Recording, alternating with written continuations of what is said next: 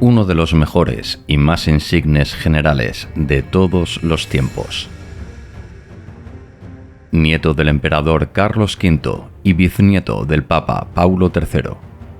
Una ilustre ascendencia que confluyó en una de las personalidades que marcó el destino de una nación y que su recuerdo aún perdura hoy en día.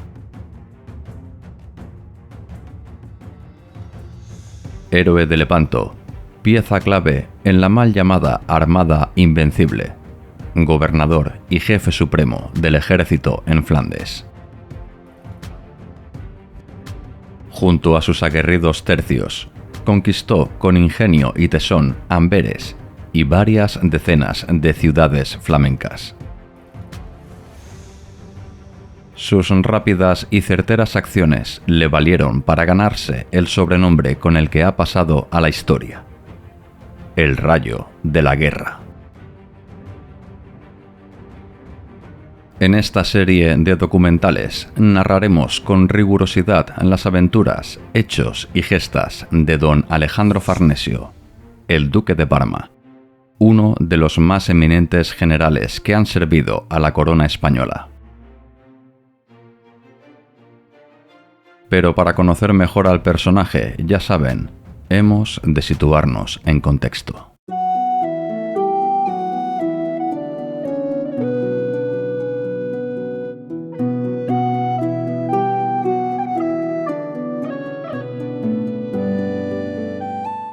Viajamos a un 4 de noviembre del año 1539.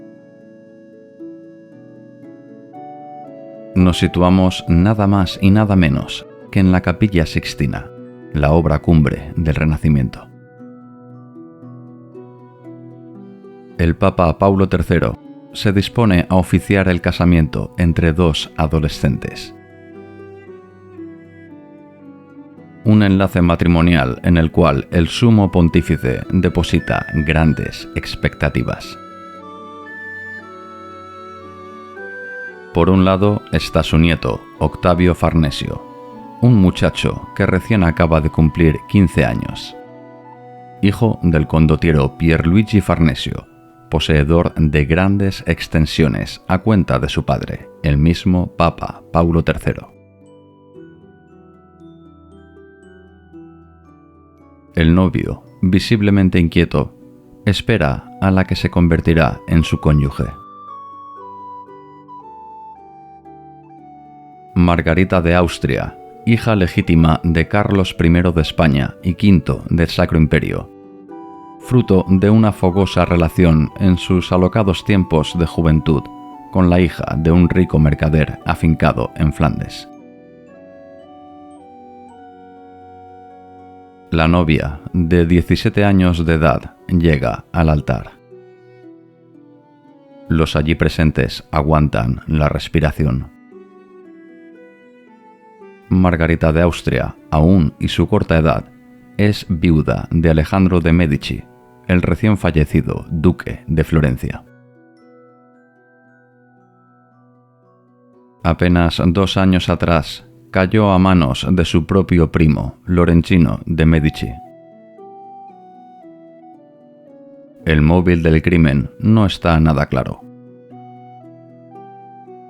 Algunos dicen que el acercamiento de Alejandro a la hermana de Lorenzino fue la gota que colmó el vaso de su paciencia. Otros proclaman que el conspirador lo hizo en nombre de la libertad de Florencia, ante la tiránica y despótica línea de gobierno que estaba llevando a cabo su primo. Sea como fuere, Margarita de Austria en absoluto desea este enlace matrimonial con Octavio Farnesio. Se había enamorado de veras del nuevo duque de Florencia, Cosme de Medici, el cual incluso se atrevió a pedir al emperador la mano de su hija.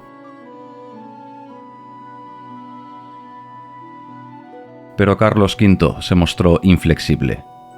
No, Margarita se casaría con el joven Octavio Farnesio. La corona española tenía muchos intereses en Italia. Acercarse al abrigo de la tiara papal solía arrojar buenos resultados. Y es que el nombre secular de Paulo III, el actual sumo pontífice, es Alejandro Farnesio.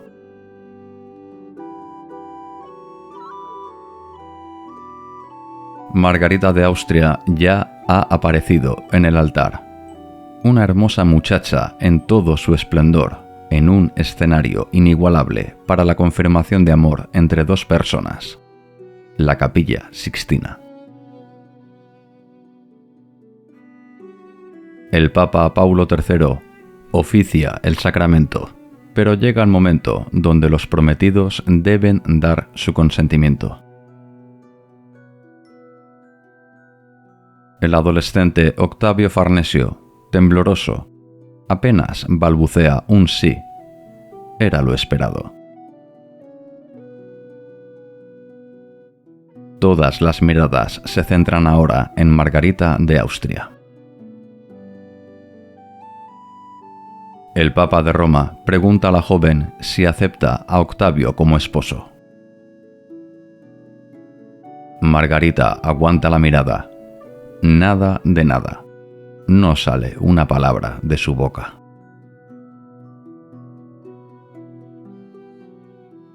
Inmediatamente el coro entona una canción que tape el bochornoso silencio de la novia. Tanto da.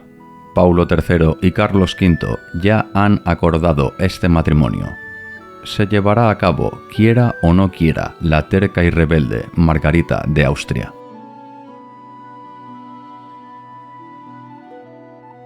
La situación vivida durante la ceremonia de boda nos puede dar una idea de cómo fueron los primeros meses de convivencia entre Margarita de Austria y Octavio Farnesio. La hija del emperador se negó a consumar el matrimonio. Incluso llegó a escribir una misiva a su poderoso padre con el fin de que anulara los esponsales. Fueron 3 años de infeliz vida, tanto para Margarita como para Octavio. Ni las dos personas más importantes de la cristiandad pudieron hacer nada para que Margarita accediese tan siquiera a respetar a su esposo. Carlos V, no obstante, contó con su yerno para su nueva campaña contra la Sublime Puerta. El punto de conflicto fue Argel, lugar de infausto recuerdo para el emperador y las fuerzas cristianas coaligadas.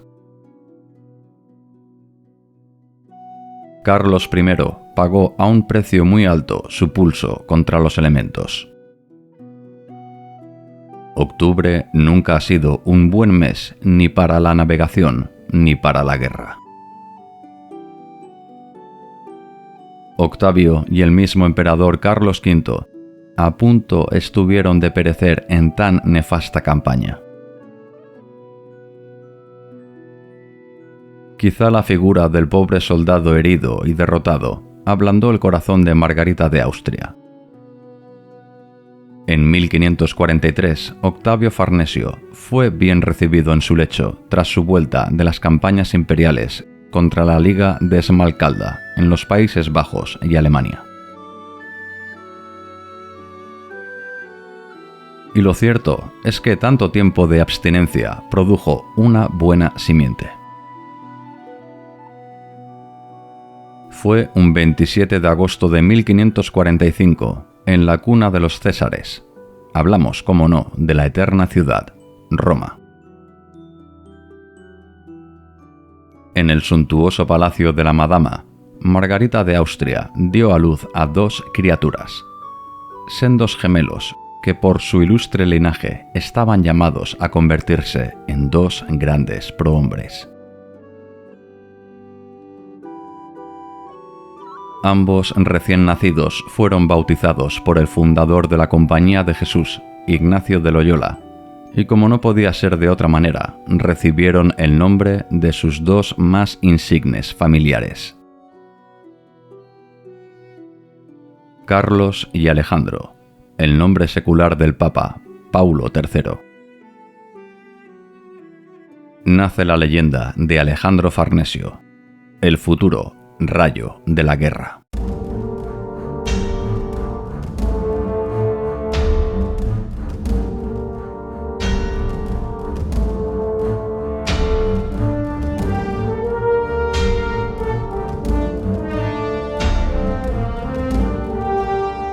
Al contrario de lo que cabría pensar, los primeros años de vida de nuestro protagonista estuvieron marcados por una serie de duros enfrentamientos entre sus familiares. Nos ponemos en contexto. En el año 1543, el Papa y el Emperador mantuvieron una tensa reunión en la villa de Busseto, lugar donde Paulo III reclamó la cesión de los ducados de Parma y Piacenza para su hijo Pierluigi Farnesio, propuesta que Carlos V rechazó.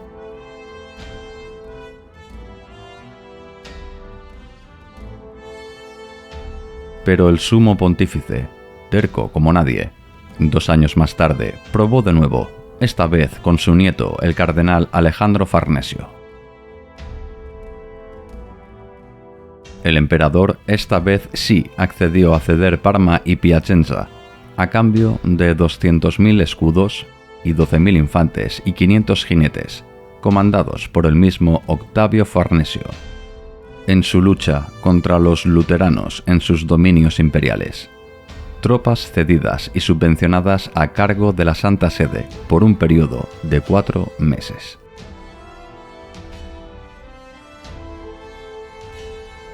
Los ejércitos católicos concatenaron triunfo tras triunfo sobre la ribera del Danubio, pero justo en el momento de la ofensiva decisiva, Octavio Farnesio, a petición del Papa, regresó a Roma con las huestes pontificias. Ya habían transcurrido los 4 meses de compromiso. Carlos V encajó con entereza este duro revés, hecho que no le impidió continuar con sus campañas de castigo contra los rebeldes luteranos. Disponía de un bien preparado y numeroso ejército compuesto por 17.000 infantes y 5.000 jinetes, hombres que se consagraron en la decisiva batalla de Mühlberg.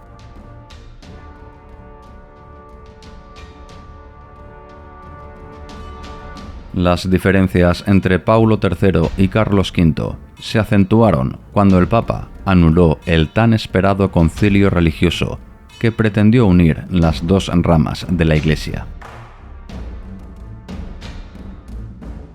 La ciudad elegida en un principio fue la imperial Trento, pero Paulo III, alegando una reciente epidemia, decidió trasladar el concilio a Bolonia, villa bajo dominio papal, hecho que levantó sospechas entre los protestantes. Si el concilio resultaba en un fracaso, temían ser capturados. Un buen ejemplo del malestar del emperador lo encontramos en esta carta dirigida a su heredero Felipe. Estas son las palabras de Carlos V. Y cuanto al Papa presente, Paulo III, ya sabéis cómo se ha habido conmigo y señaladamente cómo mal ha cumplido lo capitulado para esta última guerra, y dejándome en ella y la poca voluntad que ha mostrado, y muestra a las cosas públicas de la cristiandad, y especialmente en lo de la celebración del concilio.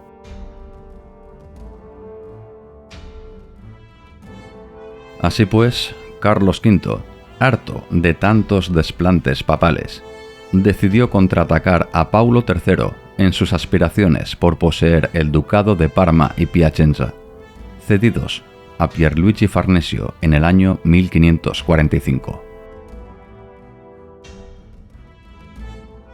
Ordenó al gobernador de Milán, Ferrante Gonzaga, que iniciase las hostilidades contra los ducados de Parma y Piacenza, con el fin de anexionarlos al milanesado español. Gonzaga rumió la mejor estrategia para llevar a buen puerto la campaña.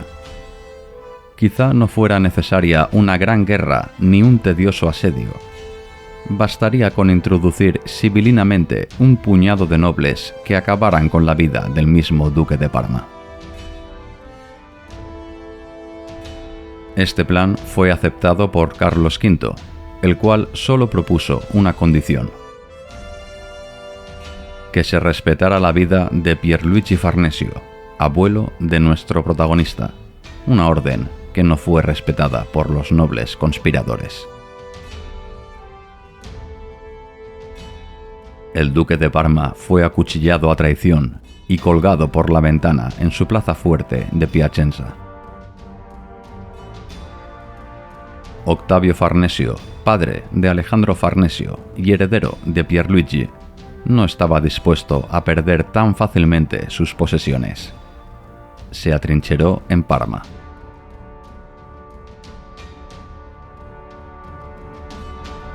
Aunque Octavio fue proclamado duque en la catedral de la ciudad, su mismo abuelo Paulo III censuró tal acto.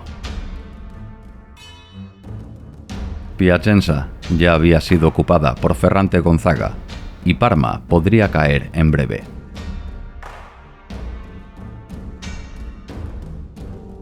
El Papa decidió desposeer a su nieto del título de duque de Parma en favor de los estados pontificios a cambio de Camerino, una villa poco relevante. Octavio Farnesio se negó en rotundo. Decidió atrincherarse y resistir con un puñado de fieles en el castillo de Torrechiera.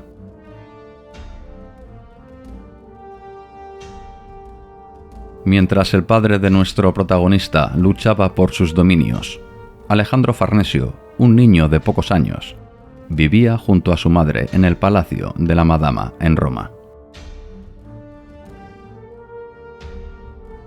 Margarita de Austria tampoco estaba dispuesta a perder los dominios de su marido, aquellos que algún día heredaría su pequeño Alejandro Farnesio. Carlos Farnesio, su gemelo, por desgracia, falleció a los pocos años de vida. Junto con su cuñado, el cardenal Alejandro Farnesio, rogaron día y noche al moribundo papa por la restitución del ducado de Parma en favor de Octavio Farnesio, acto que solamente el papa consintió en su lecho de muerte. Fue un 10 de noviembre de 1549. Paulo III expiró a los 81 años de edad, tras 15 portando la tiara papal. In articulo mortis firmó una cláusula por la cual consintió en devolver el ducado de Parma a su rebelde nieto Octavio Farnesio, el cual hizo su entrada triunfal en Parma un 25 de febrero de 1550. Pocos meses más tarde, Margarita de Austria se mudó a sus nuevos dominios con su pequeño Alejandro Farnesio, de tan solo 5 años de edad.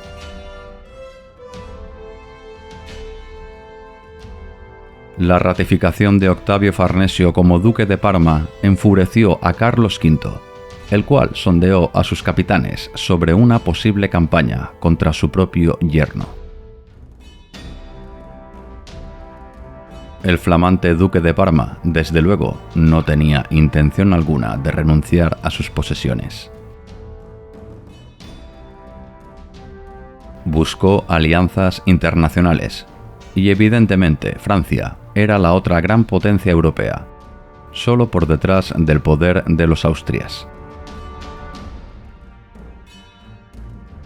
Octavio Farnesio se alió con Enrique II, sucesor de Francisco I, rey que se comprometió con el envío de 2000 infantes y 200 caballeros, además de una paga de 12.000 escudos de oro.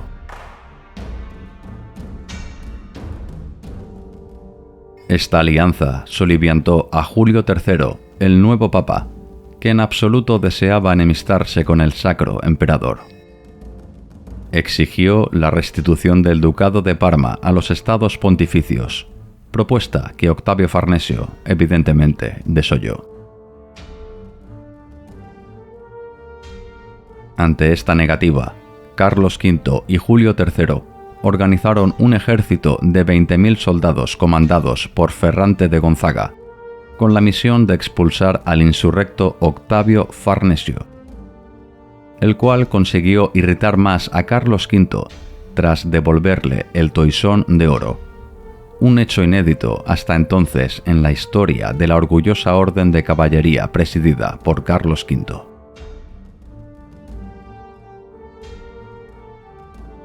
La ruptura entre suegro y yerno era total. Parma resistió los primeros meses de asedio de las fuerzas papales e imperiales. La ira de Carlos V fue tan lejos que incluso llegó al extremo de retirar las rentas de su propia hija Margarita de Austria, esposa del duque de Parma, que también se encontraba atrincherada en la ciudad. El emperador escribió varias misivas a su hija, con la esperanza que abandonara a su esposo y se instalara con el pequeño Alejandro en alguna otra ciudad, acto al cual la terca Margarita se negó. Algún día el ducado de Parma pasaría a manos de su pequeño Alejandro, su único hijo. Fueron unos agónicos meses de asedio para el matrimonio y sus habitantes, que valientemente resistieron el acoso imperial y papal. Ante el estancamiento del sitio de Parma, un 29 de abril de 1552, el Papa Julio III llegó a un acuerdo con el rey francés Enrique II, partidario de los intereses del duque de Parma. Carlos V, muy a su pesar, también se unió al tratado. 2 años de tregua entre Francia, los estados pontificios y Carlos V.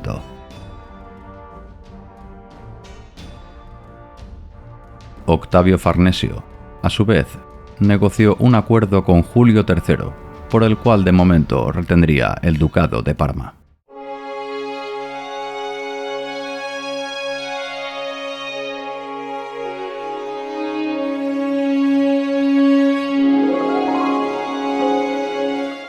Un 25 de octubre de 1555, Carlos V abdicó de sus posesiones españolas, los Países Bajos y el Ducado de Milán, territorios que fueron a parar a su hijo Felipe II.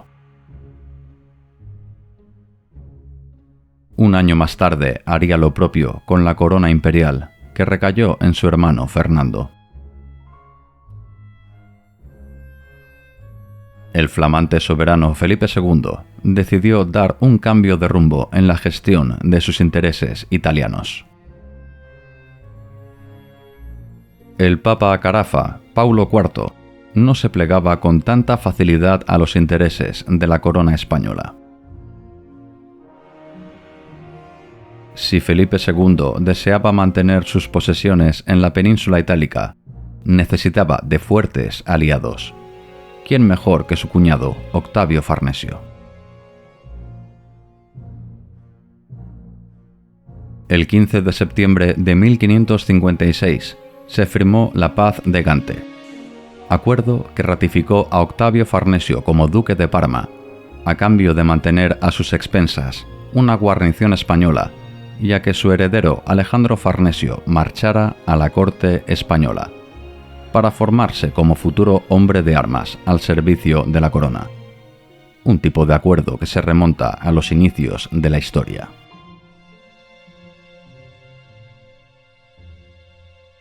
El sucesor marcha a territorio extranjero como garante del acuerdo firmado. Nuestro protagonista, Alejandro Farnesio, a los 11 años de edad, inicia su educación en la corte española, lugar donde conocerá a importantes personajes que jugarán un crucial papel en la historia de España.